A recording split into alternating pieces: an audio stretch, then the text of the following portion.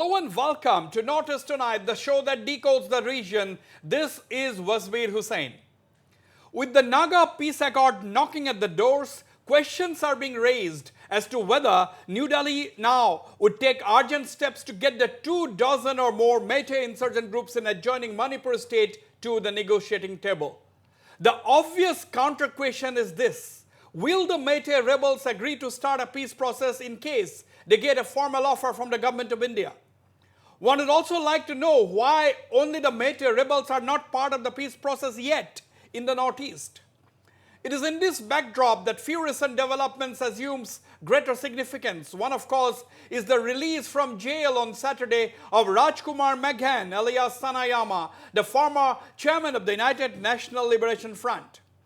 The UNLF is one of the oldest insurgent groups in the northeast, and Rajkumar Meghen, the group's former chairman, who is the great-grandson of Manipuri patriot Prince Tikendrajit Singh, still commands a lot of respect among the people. What would be curious to watch is whether the government decides to seek Meghen's help in starting a possible peace dialogue with the Meitei rebels, and whether, of course, Rajkumar Meghen, now 75 years of age, will be willing at all to play any such role. Can the centre allow Meghen to meet with his underground colleagues to gauge their mood? Will Rajkumar Meghen have any role to play in the current situation in Manipur, where the civil society is out on the streets protesting against the possible impact of the Naga peace deal on Manipur's identity and integrity? A lot of issues overlap each other in Manipur, and the ground situation therefore is complex. To discuss the subject, I am joined from Impal by Mr. Khuraiza Mathoba, Secretary General of the UCM and one of the important leaders of Kokomi. Also joining me from Imphal are two more guests, Professor Amar Yumnam from Manipur University and Rinku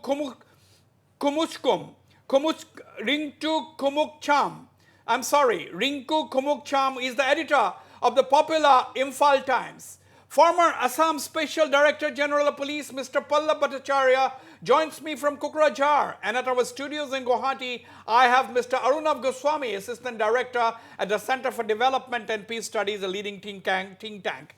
Gentlemen, welcome to the program. First of all, I'd like to go to you, Professor Amar Yumnam in Imphal. Professor, the Naga peace agreement is knocking at the doors. People are asking, when will there be peace in Manipur? More than 24 Meitei rebel groups exist, but none have joined the negotiation process so far. What do you think? Well, it's not about the Meitei insurgent organizations are on board or not. The question is about what is the feeling of the larger population, in general. It's not what an insurgent group says that will decide things or not. It is about the general population's feeling, one with that, or are they on the same page with what is likely to come? That is the issue. Okay.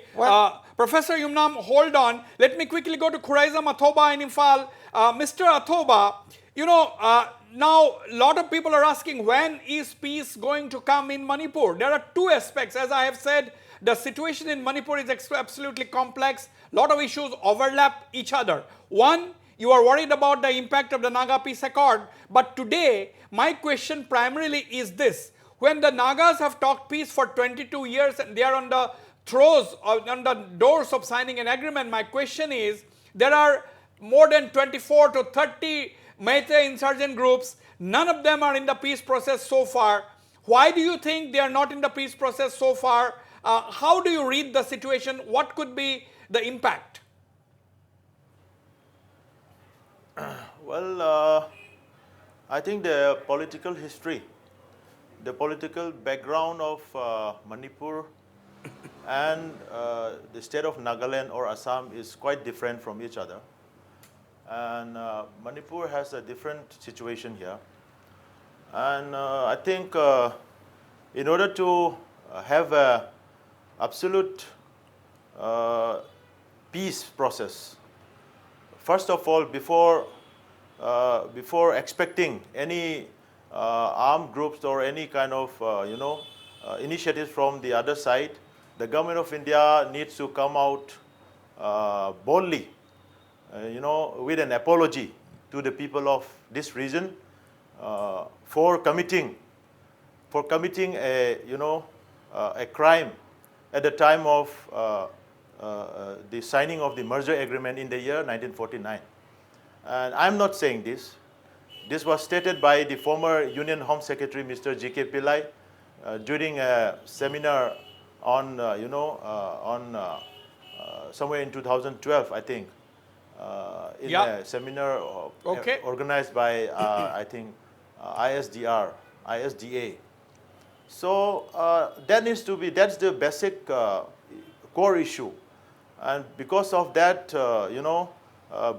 political blunder committed by the government of India, the people still considers that till today we have been, oppressed, we have been suppressed, and our voice has never been heard. And the Manipur State Constitution Act 1947 is still, it is yet to be dissolved or yet to be, take to another step. So all these core issues need to be addressed. Then only we could think about something positive in future. Okay, let me come to you, Mr. Rinku Kumukcham.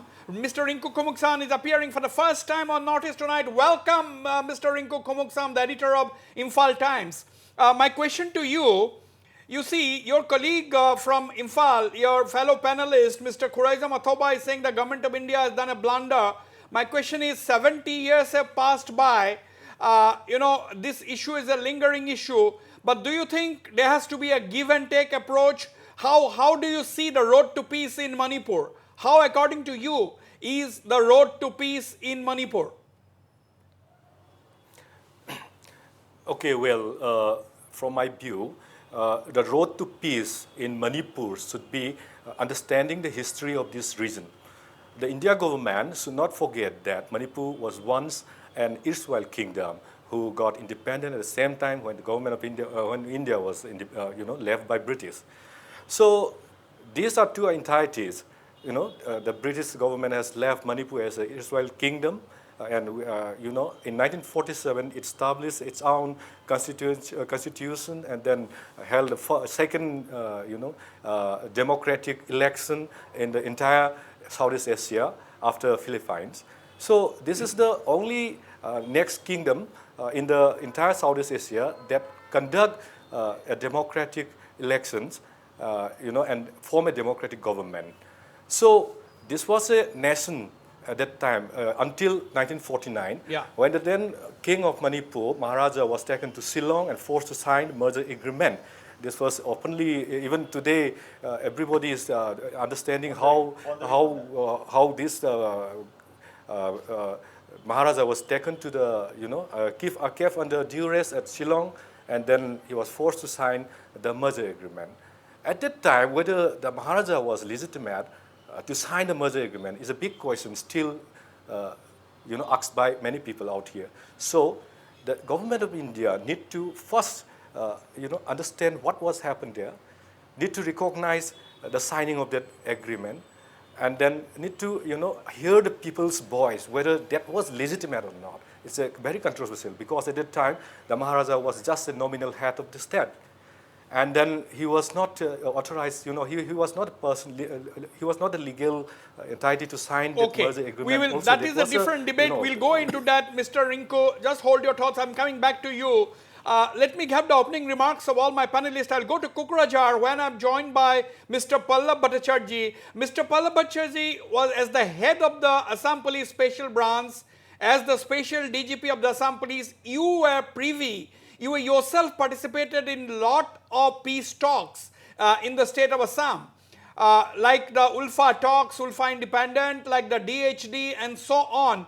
Now my question to you, you see, if you look at the entire northeastern region, Mr. Bhattacharjee, almost in all the states, the rebel groups have either signed a peace accord or are engaged in peace negotiations. It is only the Meitei rebel groups in Manipur who are not engaged in the peace process at all so far. So how are the issues different? How do you look at it? Yes, what you have said is correct actually, that is true. Usually we say that NSCN is the mother of all the extremist organizations. That is true to a great extent. But so far as Manipuri rebel groups are concerned, you will have to go back to history also. How Manipur was annexed, how it got freedom. Actually, this people from Manipur, actually now the previous panelists, they have already told about certain issues which are very emotional, which are very emotional to them actually. Correct. Basically. Yeah. So that Manipur Constitution Act of 1947 and how Manipur got independence and subsequently how it was annexed, actually it was taken to the Indian Union. So all those issues are there. These are very emotive issues. That is why I think there is a problem in this respect. And I personally feel that we will have to listen to the minds of the Manipuri people also, Meitei people also. And at the same time, we will have to see the larger aspect of how we are progressing, actually how we are progressing. If we, there must be some give and take from both the sides. Actually. Okay, give and then take only is the need of the process hour. can, I'll come back to you. I'll come back to you. It's a very Yes. important statement you are making. Give and take. Now, Arunav, you know, 70 years have gone by. Yes, the panelists have very clearly put across the Meitei point of view. They are saying that the agreement was signed under duress. They are also questioning whether it is legitimate. They are saying that the monarch, that the king at that time, or the Maharaja was just a nominal head at that point of time. So they are asking whether it is legitimate. My question is, Mr. Pallab Bhattacharjee is talking about give and take. So how do you break this log jam? You know, the problem where we have seen it with negotiations is that the most of the militant groups in this region, especially in Nagaland or in Manipur, they try to trace back to the history. They still go back. In case of Manipur, they are talking about the 1949 annexation of Manipur. They talk. So, but instead of looking at what the geopolitics is of present, at present India is trying to connect to Southeast Asia, and Manipur being a part of the Indian Union is going to be fully benefited from these particular initiatives. So instead of talking back of history, going back to a time when Manipur was independent, Okay. this is like going back instead of going forward. This is never going to bring development to the state. So you are basically saying that Yeah. one has to be pragmatic. Yes, of course, and fully practical. We have to be inside the Indian Union, be Okay. a part of India. Let me quickly go to Mr. Athoba. Yes, we all know about the sentiments. We respect the sentiments of the Meitei people. We respect the sentiment of the people in Manipur. No doubt about that. Now, having said that, Mr. Athoba, you know, what is that formula? In the last 70 years, people like you and other organizations must have been applying your mind. What is that formula that is going to fulfill the grievances, fulfill the aspirations of the people of Manipur so that all this insurgency can come to an end and there can be peace and development? In that part, say, we are being militarily oppressed by the Indian government for so long, and they are not ready to hear the voice of the people sincerely and honestly. They always have a plan B to tackle with that, and anything that is against the interest of the larger interest that just Arnav has said. India is not willing to listen to anything, any other regional aspirations. So it's not just about, see, our pride, our identity, and our history. It cannot be replaced with some packages and some economic benefits. Okay, now I have a If money counter can buy question. everything, then we. I have a counter question to you, Khuraizam. You know, It's a quite- yeah. you are talking about that. You are saying that you are militarily oppressed, quote unquote. That is the word you used. But my question is, what about the insurgents? Insurgents are also engaged in bomb blast right in the heart of capital Imphal even today. So, and they are killing innocent people. In the process, innocent people are getting affected. Unarmed Meiteis are getting affected. So how do you counter that argument? Because the establishment will say, the authorities will say that the military is there because the insurgents are there.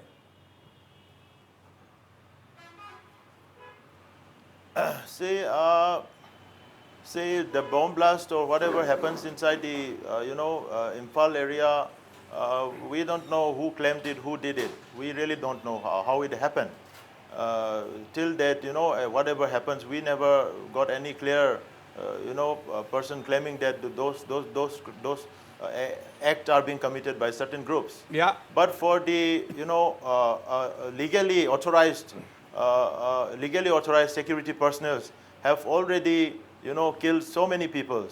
As you know, the Supreme Court has already acknowledged 1,528 cases of fake encounters, which are already being committed by the Now, Indian security yes, forces. understood. These are I will come back to you. Acha, clear evidence. Mr. Kumukcham, are we going to hold on to these arguments?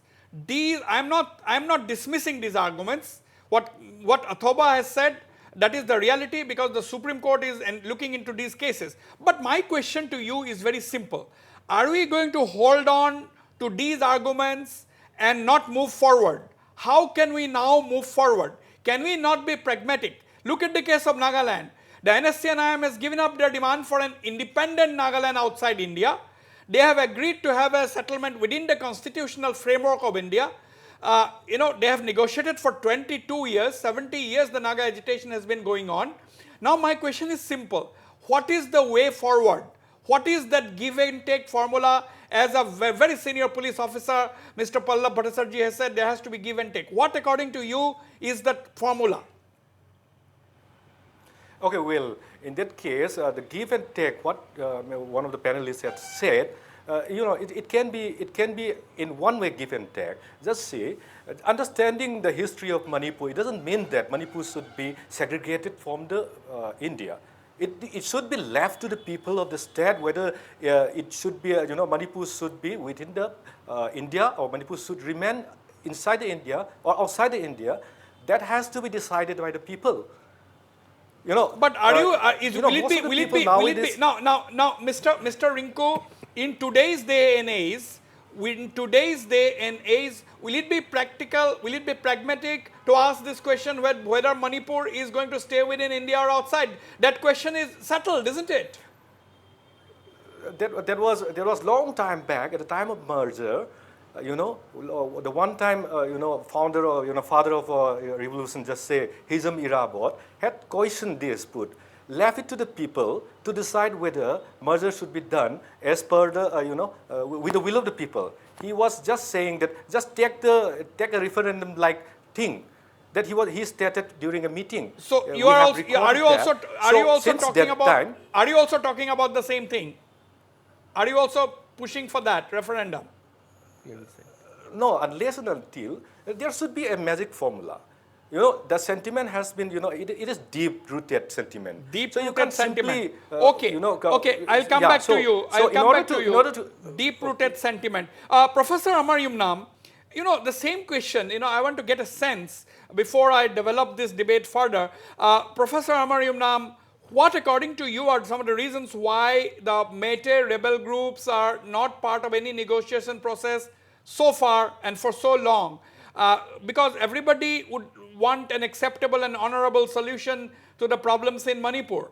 What do you think, Mr. Yumnam? We need to look at it in a different way. The story of Manipur is different from the story of the others. Well, Manipur was an independent kingdom, in fact, had a constitution of its own before India had one in 1951. So, all these years, right from the days when we were in the schools, one of the genuine feelings of, complaint or grudge of the people with which we have grown up is how Manipur was, brought as a part of India, in 1949, and the grudges people still maintain, and that grudge still is there among the general public. Quite often, the Naga rebel group, NSNIM, has joined the government of India in the dialogue process. When most of the people, what about the Meitei groups? It's not about the Meitei rebels. What is much more important is the larger population is not the Meitei rebels who have sustained the feelings of Manipur or Manipur, grudges about merger agreement or whatever, annexation or things like that. When it comes to implementing something in Manipur, we have learned from 2001 that it's very difficult for any policy to be successfully implemented in Manipur if you are not able, if one is not able to take the larger Meitei population on the same pace. So we have to cultivate the acceptability. Any policy should have the acceptability of the Meitei. Professor Yumnam, you know, a very senior rebel leader, Mr. Rajkumar Meghen, former chairman of the United National Liberation Front, one of the oldest insurgent group in the Northeast, was released from prison on Saturday after completion of his jail term. He's supposed to be a free man now. My question is very simple. Do you think the government of India would utilize his services to perhaps talk to the rebel groups in the state in Manipur in a bid to restore peace by fulfilling the grievances or making attempts to fulfill the grievances? After all, there are very few people as articulate as Mr. Rajkumar Meghen who still commands a lot of respect in society. What do you think, Professor Yumnam? Well, we are yet to hear from Meghen himself what is his stand on that. Definitely the government of India must have tried to take him on their side and to bring the various insurgent groups, at least the ULLF, to the dialogue table. So we are yet to hear from Meghen, and Meghen is a very articulate person. In most of the statements it comes out, there is articulation. We are yet to hear from him.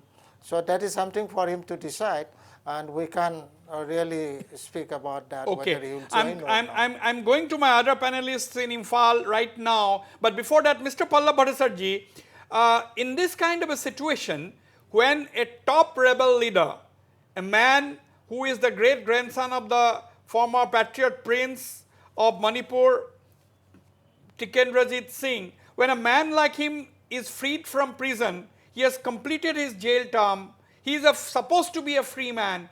Do you think in this situation, the government authorities, the government generally would like to utilize his services to explore the possibilities of peace in the state? Because he can now play the role of a peacemaker. Yes, that is true. Rajkumar Meghen, I had an opportunity to interact with him when he was in jail. And I have found that he is very articulate, as has been told by one of the panelists. Now the thing is, but the problem is actually he was in jail from 2010 and now it is 2019. So these 9 years, so many things have changed. Actually, that is one point. And secondly, another very important point is that he has done some very good thing for which there is some remission of his sentence term. That is what I have understood from the papers. Right. So basically, 1 or 2 years. So definitely, government of India must have taken this opportunity to take his help also. That is true. But my only a government will always try to take help of these people. Actually, basically, because they have a great sway over a large chunk of people.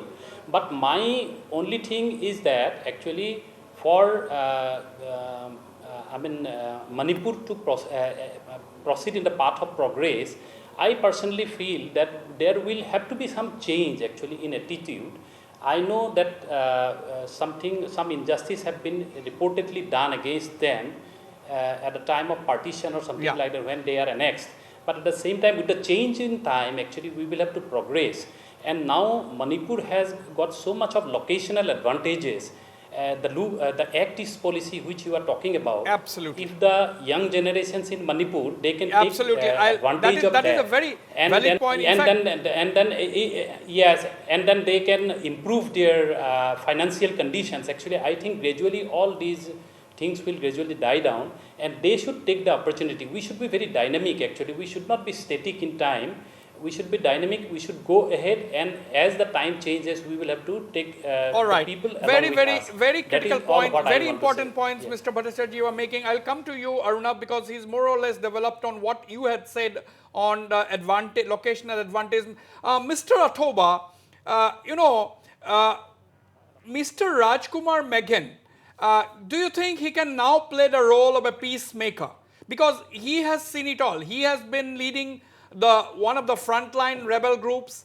He has been a thinking person, articulate, well educated. Now he must have applied his mind in the last 10 years that he was in jail. Do you think he can play the role of a peacemaker in Manipur today? I cannot simply assume what he can do or not. But if we look at the press statement released by one of the Alpha independent leader, Mr. Paresh Barua, recently in various newspapers, he has categorically declared that all the other groups who have joined the peace talks are the traitors of their people, and only No, that is one that left. is yeah, that is Mr. his statement. That Meghen. is that I am asking you. No. I am asking you a specific question. Let us not go into what other rebel leaders have said. My question is extremely simple. Mr. Rajkumar Meghen still commands lot of respect in society. He has been in jail. He is a free man now. My question is simple: can such a man play the role of a peacemaker if given an opportunity? I don't think so for now. Because we really don't know. We really don't know the relationship between the between him and his organizations. We really don't know, is there any communication or not. So simply on speculations, we cannot simply. Correct. We are not in a position to give any comment in this regard. Yes, But having said that, yeah. if anything has to be done, it should be first from the government of India. They need to come out sincerely what they have committed in the year 1949, and we need to redefine. The people of Manipur and the government of India need to redefine the political relationship first. Then only things will follow. Otherwise, if that don't comes up, simply looking onto the economic benefits, looking onto the development issues, I don't think any people will sell their honor, their respect for some benefits. So we are not. I don't think that will be a wise opinion. Okay. That will be a wise opinion. Okay, Mr. Thoba, you are basically saying that government of India has to make the first major move to build peace in Manipur. We'll wait and watch what happens, how things unfold in the coming days. On that note, I go for a short break, but don't go away. I'll be right back after this very short commercial.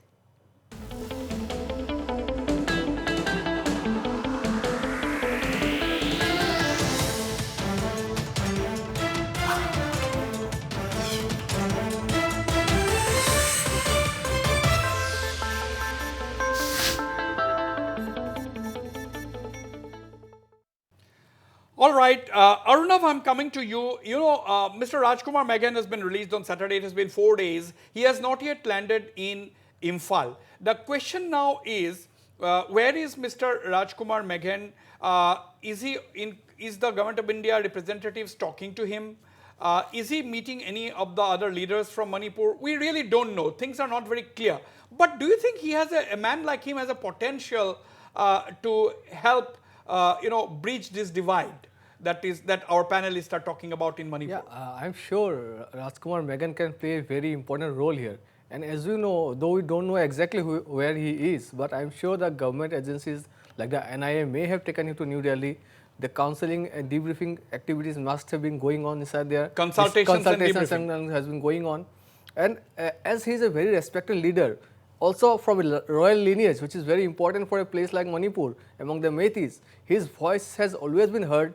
And you should remember that when he was UNL chairman, he was very revered among the Meitei insurgent groups. He used to live among them in the jungles, move through with them.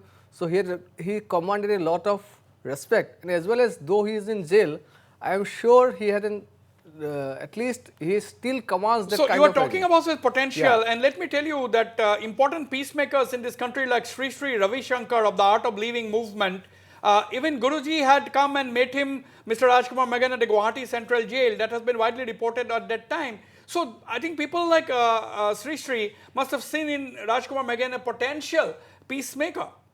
What do you think, Mr. Rinku Khumukcham? Don't you agree? The government of India should not had already missed the first bus, should not miss the second bus. By saying this, I mean that already after when Rajkumar Meghen was released, the government of India must have taken a lot of good chances. They should have utilized him to make a roadway, to build a peace process along with all the kind of, rebel group here. He can be a transporter to this, medium of talk if he do not command his group. Even if he do not command his group, he can be utilized as a good transporter because he know everything. Yes. He know the root of everything. Yeah, but the question is, he should be utilized or he can be a peacemaker, but will he? Because everything depends on him also. So that is also important. We cannot forget that. We cannot. No. That is what I'm telling. The government of India has missed the first bus. The thing is, after he was set free. All right. When he was set. Right. He was not allowed to Professor, home. we are getting some audio disturbance there. I'll go to Professor Amar Yumnam. Hold on, Mr. Rinku Kumukcham, just hold on. I'm coming to you, Athoba, as well. Professor Amar Yumnam, what is the mood of the people? At the end of the day, people are the king. The people's voice is supreme. What is the mood of the people? Métis in general, there are up to 30 Métis rebel groups. Manipur today is one of the most disturbed places. Where, as I have said in the past, even today, on and off, there have been explosions, not in far-off places, but within the heart of Imphal. Do you think the masses are clamoring for peace or not? What is your view, Professor? Well, people anywhere for that matter are for peace. And the question is, quite often we hear people commenting on a large number of insurgents, organizations among the Métis in particular. Well, what we must see to it is that Métis have had a long history of articulation of opinion. It's not something that someone says and one has to follow like that. Métis have been very liberal and they have over the years, over centuries, have developed their own way of articulating opinions, views, and things like that.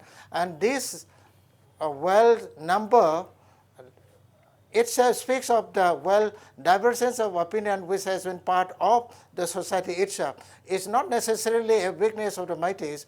In fact, it speaks of the strength of the Métis, and that is one of the things where Métis have been able to assert in different professions. Right. Now, Professor Amar Yumnam, you see, there has been another development that had taken place. The Manipur government have already filed a case against two individuals who had announced in London on 29th of October a Manipuri government in exile.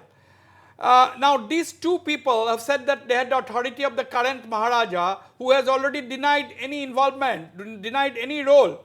Now, my question is, do you think it was an act, standalone act by these two individuals, or could there be a force, irrespective of whether this force is big or small, who could be supporting them from anywhere, even from Manipur? How do you see this? A lot of people want to pass it off as not a big development at all. They even want to laugh it off.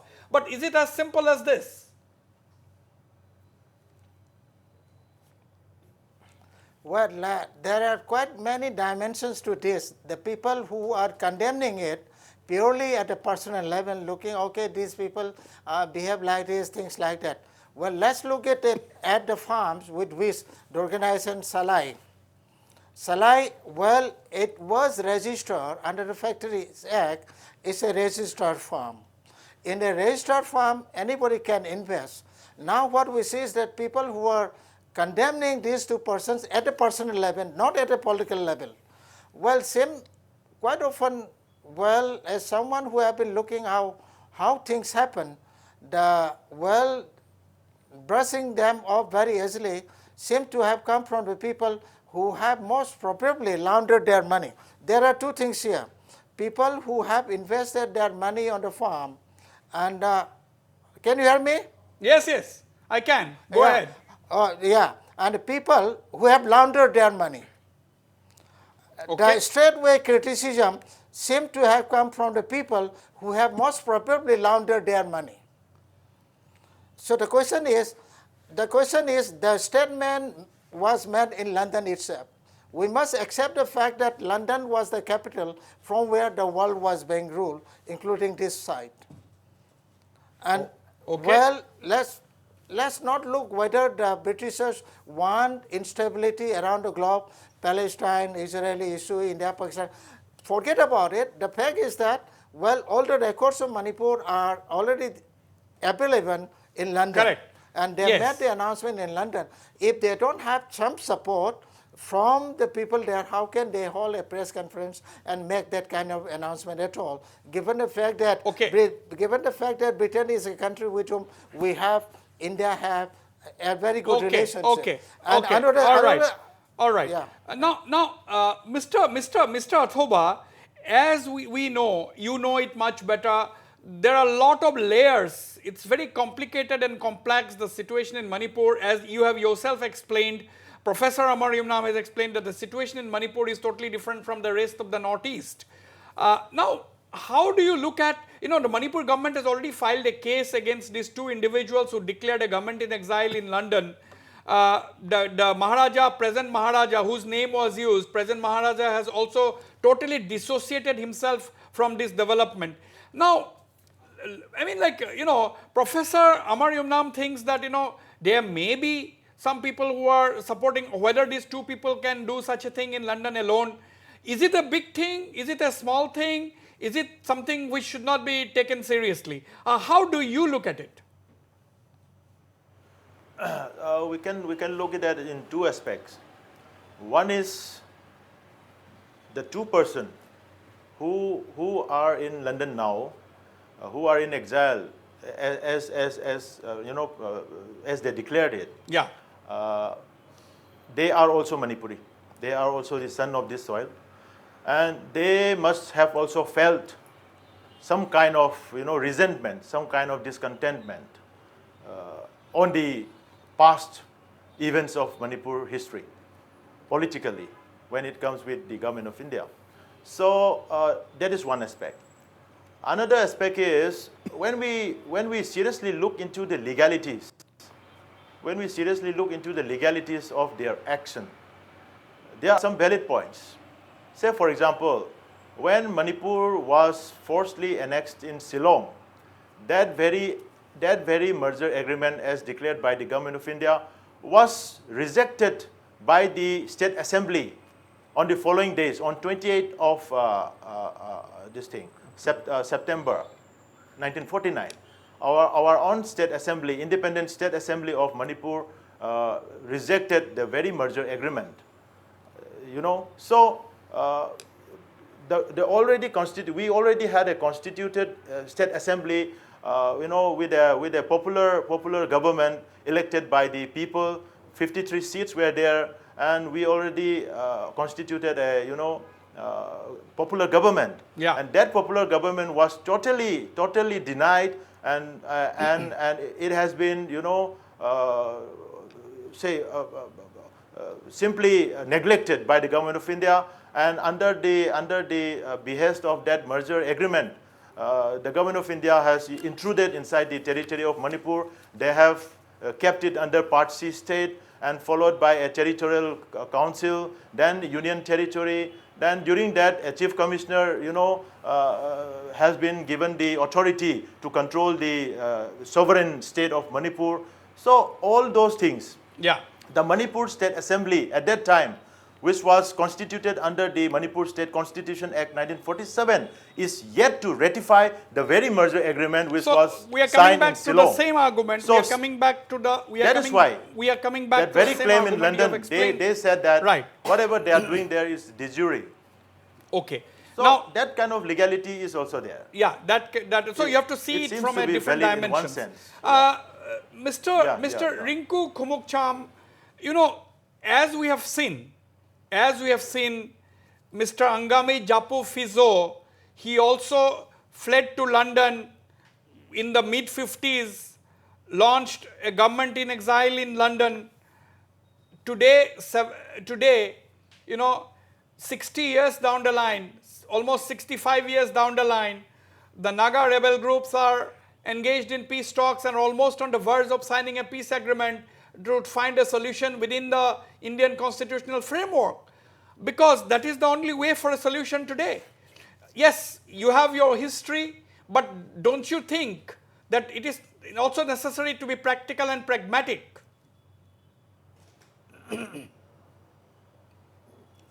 No, saying that, the understanding history, recognition of our history is not something like, it's not going, it should be the right, it should go to the right perspective. It doesn't mean that the state of Manipur should be segregated from as I already told you. First, recognize what has happened on that day of that year, and then, later take a referendum type of from the people of the state, then automatically the problem will be settled. There will be peace around. Okay. So now, this should right. be the formula. The Arnav, formula should be something. Is it practical today to talk about a referendum? Because the government of India has gone out of its way. If you look at the case of Assam, we talks with the Ulfa Independent, talks with the DHD, talks with the Bodo Liberation Tigers that led to the creation of the Bodo Territorial Council. Now this ongoing 22-year-long patient talks with the Naga rebels, then bringing all the 7 other additional Naga rebels groups into the peace process and saying that our doors are open for negotiations within the constitutional framework. Don't you think the constitution has enough scope to fulfill the grievances, aspirations of people in this country? No, of course, and if you see, Manipur is governed by their own people. They have their own state assembly, they have their representatives in parliament. It's not that the Manipur is being ruled by the center. Someone from Delhi is not ruling Manipur. It's the Manipuri who has been elected by the people of Manipur. Those are the same people who are ruling Manipur. And they're very vigorously participating in the electoral process. Yes, vigorously participating in the electoral process. So, it's not that, I will not say that India is oppressing Manipur. That's totally wrong. Okay, that is your point of view. Mr. Pallab Bhattacharjee,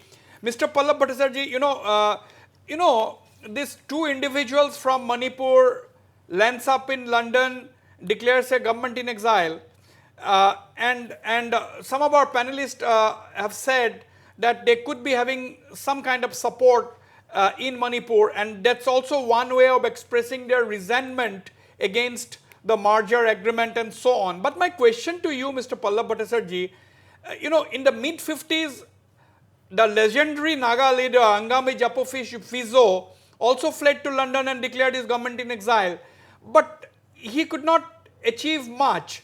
It is only 70 years down the line or 60 years down the line that the NSCN and other rebel groups they have patiently engaged in talks with the government of India and have hammered out some kind of an agreement. So what is your take on this? I personally feel that independence or referendum at this stage is not at all possible. Whatever has happened regarding those 2 individuals declaring independence of Manipur in UK, I have collected some information. I found that one of the individual was a political activist also. He floated a party also. And there is some doubt about certain Ponzi scheme actually to which he is a subscriber to. So all these are issues which I have come to know through some newspaper reports and other things. I may be corrected on that front. So, but basically, since it is an emotional issue, that is why some people may be influenced by such sort of announcements. But personally, I feel that the government of India will definitely take out certain issues and even the certain clarifications in this regard, and the government of Manipur has already filed a case, and they have requested NIA to take up the case. So personally, I don't think that at this stage, when the world has progressed so much and we have become such a global sort of community, actually the whole world has become so small now. So at this stage, it is practically impossible for anybody to wage war against an established army. Or instead, actually, I personally feel that leaders of the community, the young youths, actually, they basically, I personally feel should take opportunity. Yes, we have, Mr. Bhattacharjee, absolutely, you are absolutely right. Right at this panel, we have a very important young leader from Manipur, that is Khuraisam Athoba. He is the Secretary General of the UCM. Yes, Athoba, you were trying to say something. Yes, please go ahead. I just want to ask one simple question to both the panelists from your studio or Assam. Yes, please go ahead.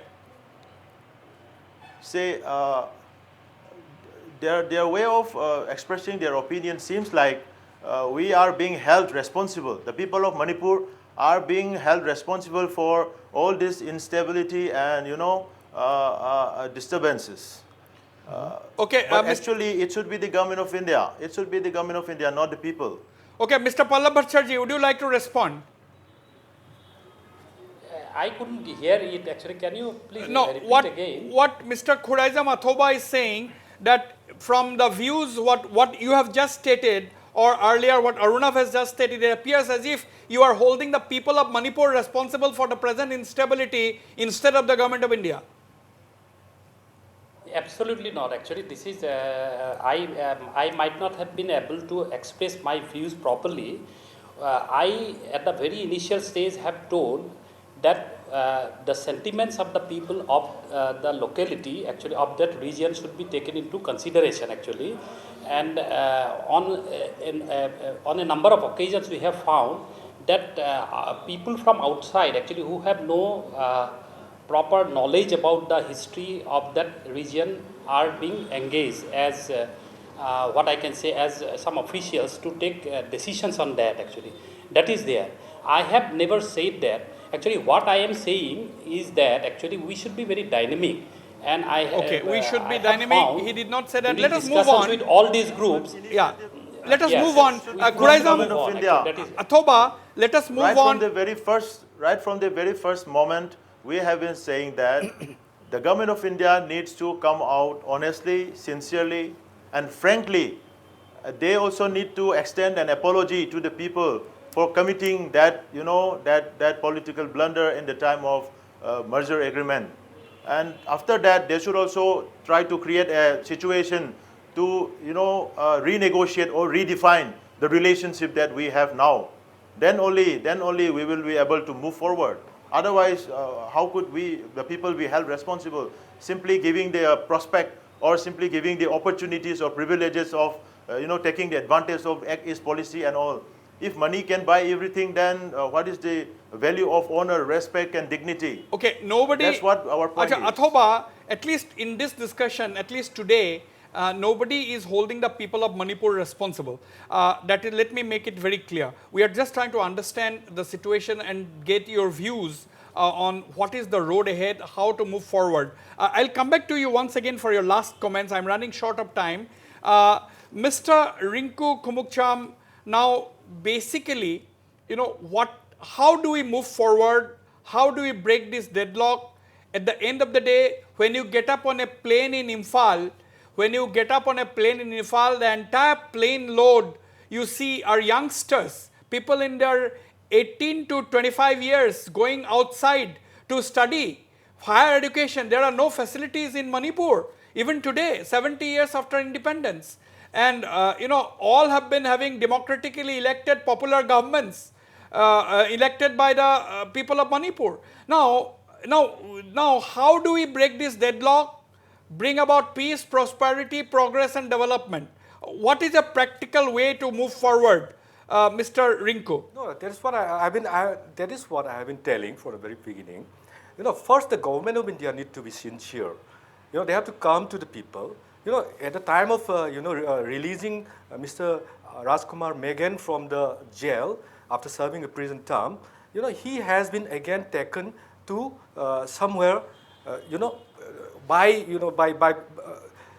peoples of the Manipur are expecting him return here, and then he's coming here may be useful for the government of India also. Right. They could have utilized him in a proper way, without hurting his human right. It's total violation of human right.